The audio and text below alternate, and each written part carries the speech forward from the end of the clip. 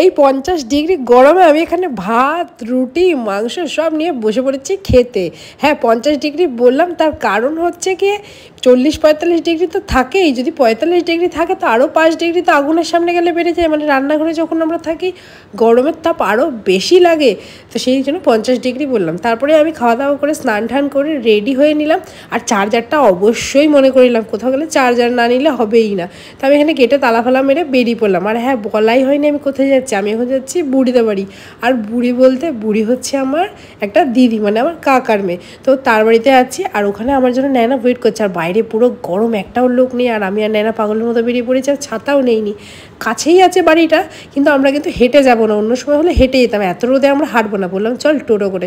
তো দুজন মিলে গল্প করতে করতে টোটোতে চলে গেলাম। আর এখানে আমি চুলটা খুলে দিয়েছি, একটু স্টাইল করছি না, এনে চুলটা খুলে দিয়েছি। ন্যানাকে বেশ কিউট লাগছিলো কিন্তু এই ফ্রকটা পরে, তোমরা কমেন্ট করে জানো ন্যানাকে ভালো লাগছিলো কি না। আমার তো বেশ ভালো লাগছিলো। দুজন মিলে গল্প করতে করতে পৌঁছে গেলাম বুড়িদের বাড়ি। আর বুড়ির বাড়ির গলির সামনে নামতেই লপং ঝপং করতে করতে দৌড়ে দৌড়ে পৌঁছে গেলাম। আমাদের বাড়ি থেকে বুড়িদের বাড়ি কিন্তু বেশি দূরে না, হেঁটেই চলে আসি অন্য টাইমে, কিন্তু আজকে আর এত রোদে হেঁটে এলাম না, যেহেতু দুপুরবেলায় এসেছি, লোকের বাড়িতে সবাই মনে হয় ঘুমাচ্ছে। আসলে বুড়ি কিন্তু আসতে বলেছিল, সেই জন্য আমি আর নেনা চলে এসেছি এখানে। আর ওরা মনে হচ্ছে সবাই ঘুমাচ্ছে, দেখি কি ডাকাডাকি করি।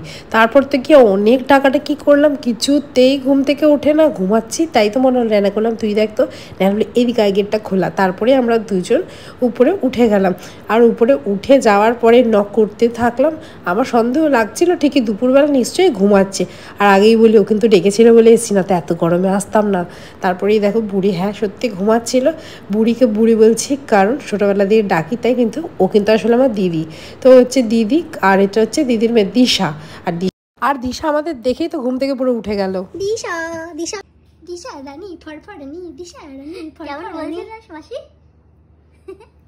ইস ইস ঠঙি ঠঙি তাও দিশা দিয়ে একটা চিপস, একটু একটু দিশা একটু। না না কেন, না না কেন, আমি তো তোকে দিলাম কালকে। দিশা একটু কেন, না না নিয়ে নিল। একটা চুমু দে।